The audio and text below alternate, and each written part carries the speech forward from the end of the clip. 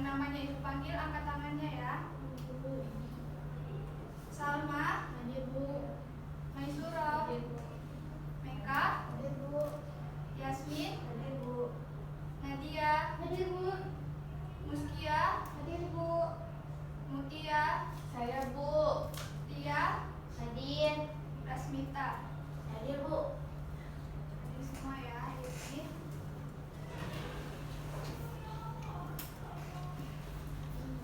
Selamat pagi anak-anak Ibu semuanya. Selamat pagi, Ibu. Pagi Bu.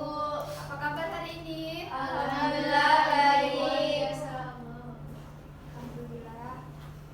Udah pada sarapan belum nih? Belum. Kenapa belum? Gak ada yang ingatin Bu. Ya. Berat banget Bu.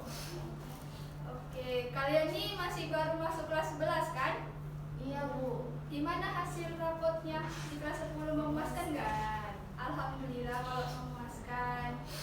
Masih ada yang ingat materi di kelas 10 nggak? Ini Dikit-dikit ya. Sekarang kan kita di kelas 11 nih. Jadi materi kita hari ini yaitu badan usaha dalam perekonomian. Sebelum pembelajaran kita pada hari ini yaitu untuk mengklasifikasikan jenis badan usaha dalam perekonomian, kemudian membedakan konsep badan usaha dalam perekonomian, dan yang terakhir yaitu menganalisis keunggulan dan kelemahan BUMN, BUMD, dan BUMS. Sebelumnya ada yang udah tahu badan usaha dalam perekonomian itu apa?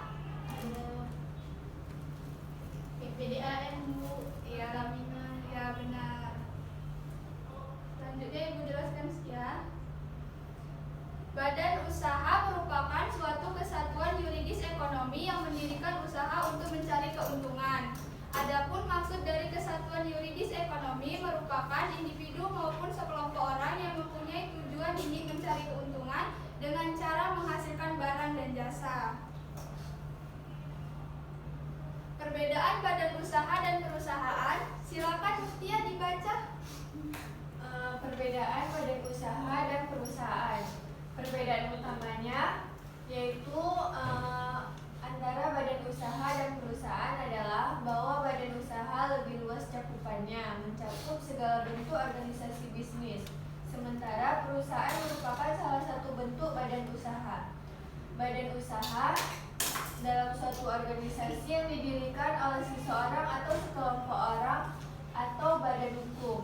Kegiatannya adalah menjalankan suatu proses produksi atau distribusi. Tujuannya adalah untuk memperoleh keuntungan.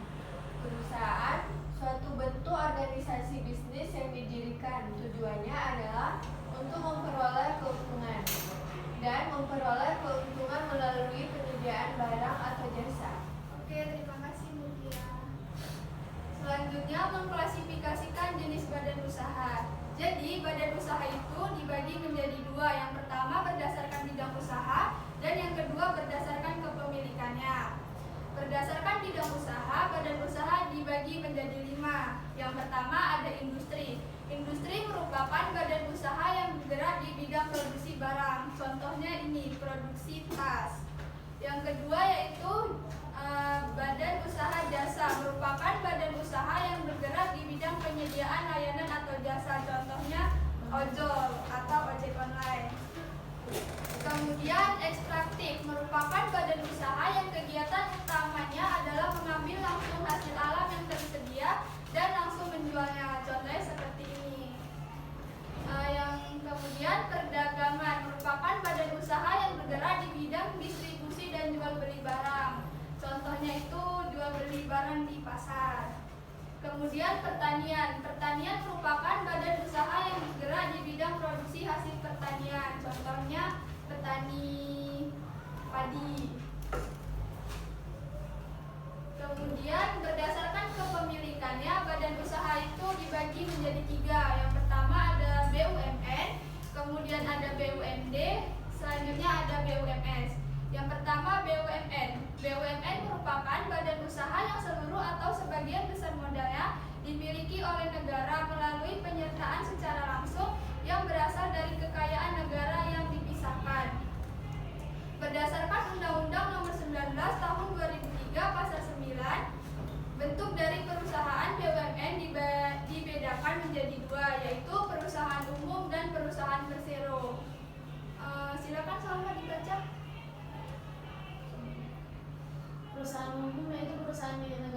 100% modalnya dimiliki negara dan bergerak dalam bidang produksi, jasa atau bidang ekonomi lainnya dengan tujuan utamanya yaitu melayani kepentingan umum sekaligus mencari keuntungan.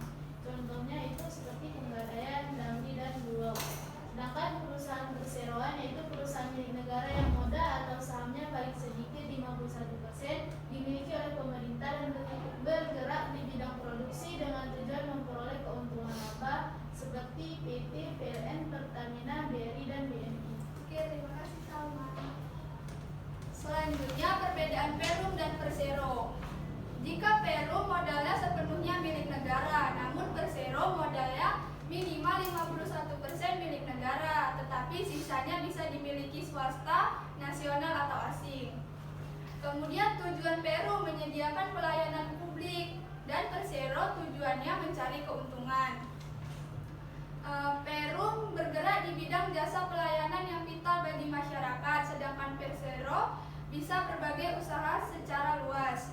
Kemudian Perum status pegawainya merupakan pegawai perusahaan negara, sedangkan Persero pegawai swasta. Selanjutnya Badan Usaha Milik Daerah atau BUMD. Badan Usaha Milik Daerah atau yang disingkat BUMD adalah badan usaha yang seluruh atau sebagian modalnya dimiliki oleh daerah. Tujuan BUMD untuk memberikan manfaat bagi perkembangan daerah pada umumnya, menyelenggarakan kemanfaatan umum berupa penyediaan barang dan jasa yang bermutu bagi pemenuhan hajat hidup masyarakat sesuai kondisi, karakteristik, dan potensi daerah yang bersangkutan berdasarkan tata kelola perusahaan yang baik. Menurut Undang-Undang Nomor 54 Tahun 2017, Pasal 5, jenis BUMD terdiri dari dua, yaitu perusahaan perseroan daerah dan perusahaan umum daerah. Muskia silakan dibaca.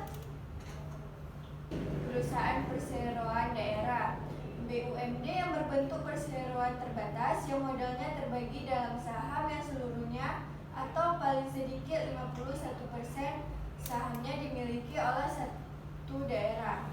Yang kedua, perusahaan umum daerah BUMD yang seluruhnya modalnya dimiliki satu daerah dan tidak terbagi atas saham. Oke, terima kasih Mutia. Selanjutnya ada peran BUMD dan BUMN dalam perekonomian. Yang pertama yaitu menciptakan lapangan pekerjaan. Jadi BUMN dan BUMD menyediakan banyak kesempatan kerja bagi masyarakat sehingga membantu mengurangi tingkat pengangguran. Kemudian mendorong pertumbuhan ekonomi. BUMN dan BUMD berperan penting dalam pembangunan ekonomi nasional dan daerah. Mereka mengelola sektor strategis yang vital bagi perekonomian seperti energi, transportasi, dan infrastruktur. Selanjutnya menghasilkan pendapatan bagi pemerintah. BUMN dan BUMD memberikan kontribusi signifikan terhadap pendapatan pemerintah pusat dan daerah melalui pembayaran pajak dan dividen. Kemudian menyediakan barang dan jasa publik. BUMN dan BUMD bertanggung jawab untuk menyediakan barang dan jasa yang dibutuhkan oleh masyarakat seperti air bersih, listrik, dan transportasi umum. Kemudian menganalisis kelemahan dan keunggulan BUMN dan BUMD. Keunggulan BUMN dan BUMD sendiri ada 3. Yang pertama, beroperasi pada bidang yang menguasai hajat hidup orang banyak. Yang kedua, menyediakan barang dan jasa publik untuk pelayanan masyarakat. Dan yang terakhir, memperoleh jaminan modal pemerintah. Kelemahan BUMN dan BUMD sendiri ada 4. Yang pertama yaitu kurangnya efisiensi dalam pelaksanaan kegiatan operasional. Penentuan keputusan lambatnya karena panjangnya birokrasi dalam pemutusan keputusan perusahaan. Manajemen yang kurang profesional. Dan yang terakhir, seringkali sulit memperoleh keuntungan, bahkan terkadang perusahaan BUMN dan BUMD mengalami kerugian. Selanjutnya ada Badan Usaha Milik Swasta atau BUMS. Badan Usaha Milik Swasta merupakan badan usaha yang seluruh modalnya dimiliki oleh pihak swasta. Tujuannya mencari keuntungan pribadi bagi pemiliknya. Tetapi keberadaan BUMS memberikan dampak yang baik bagi perekonomian karena BUMS memberikan pajak bagi negara. Contohnya seperti PT XL Axiata, PT Bank Sentral, PT Unilever Indonesia, PT Campina Ice Cream Industry.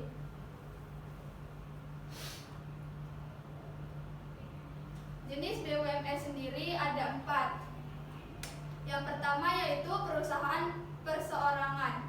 Perusahaan perseorangan adalah perusahaan yang didirikan oleh seseorang yang modalnya berasal dari harta pribadi. Contohnya dari perusahaan ini adalah rumah makan dan laundry. Kemudian firma. Firma adalah persekutuan yang didirikan oleh 2 orang atau lebih dengan nama dan modal bersama. Dan apabila nanti perusahaan memperoleh keuntungan dan kerugian, kedua belah pihak sama-sama menanggungnya.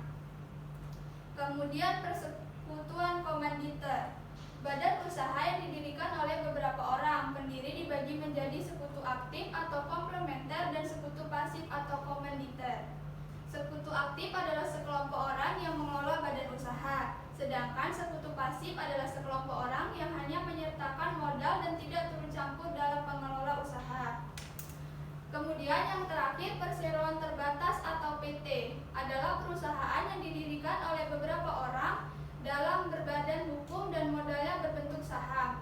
Pemilik modal terbesar dalam suatu PT memiliki pengaruh yang besar dan akan mendapatkan laba usaha yang paling besar dibandingkan pemilik modal lain.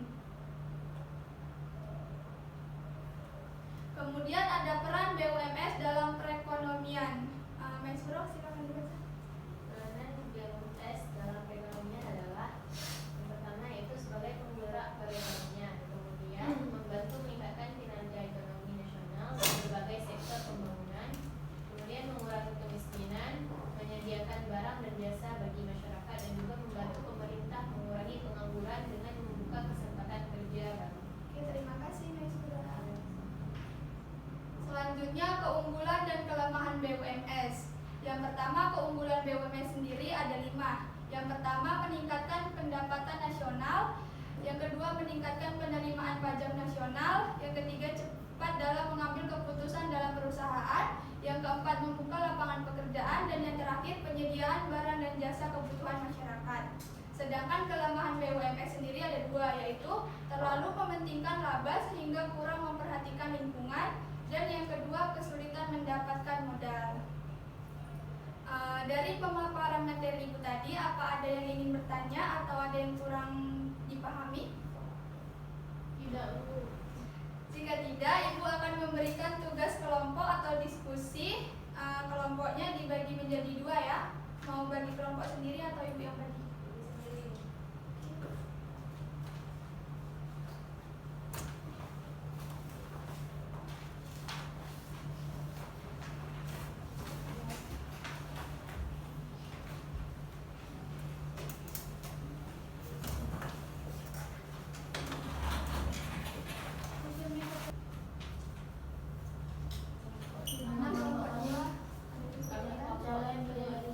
Boleh.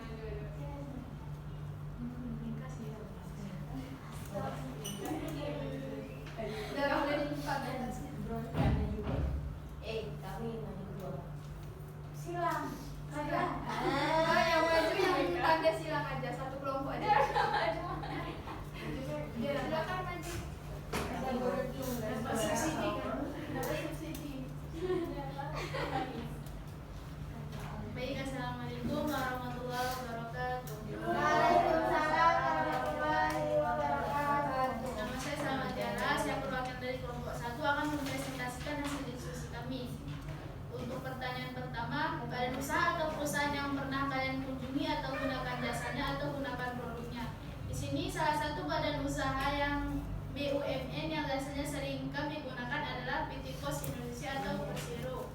Untuk pertanyaan yang kedua, apa yang dijual atau disediakan oleh perusahaan? PT Pos Indonesia menyediakan jasa pengiriman surat, paket, logistik, giro, tabungan, asuransi, dan jasa keunggulan lainnya. Untuk pertanyaan yang ketiga, apakah barang atau jasa yang dijual atau produk yang ditawarkan merupakan barang kebutuhan semua masyarakat? Iya, jasa yang disediakan buat PT Pos Indonesia dapat dikatakan merupakan kebutuhan bagi sebagian besar masyarakat, terutama jasa pengiriman surat dan paket. Meskipun dengan berkembangnya teknologi, kebutuhan ini mungkin sudah tidak sebesar dulu. Selanjutnya, apakah badan usaha atau perusahaan tersebut ada juga daerah lain? Ya benar, karena PT Pos Indonesia memiliki jaringan kantor pos yang tersebar di seluruh wilayah Indonesia, baik di kota-kota besar maupun di daerah-daerah terpencil. Selanjutnya, bagaimana pelayanannya? Apakah terdapat kekurangan? Secara umum, di sini pelayanan PT Pos Indonesia sudah cukup baik, namun terkadang masih ditemui kurangnya seperti keterlambatan pengiriman, kehilangan barang kiriman, atau pelayanan yang kurang ramah di beberapa kantor pos. Kendala geografis Indonesia yang luas juga bisa menyebabkan waktu pengiriman yang lebih lama. Mungkin sekian presentasi dari saya. Baik, dari teman-teman apa ada yang ingin menambahkan atau menanggapi? Tidak, Bu. Oke, terima kasih sama-sama. Silakan duduk kembali. Mungkin sekian presentasi dari saya. Mohon maaf atas segala kekurangan. Bila kita berhidayah. Assalamualaikum warahmatullahi wabarakatuh. Waalaikumsalam warahmatullahi wabarakatuh. Jadi gimana nih Nanda tentang pembelajaran kita hari ini? Apa kalian sudah memahami materi dengan baik? Sudah.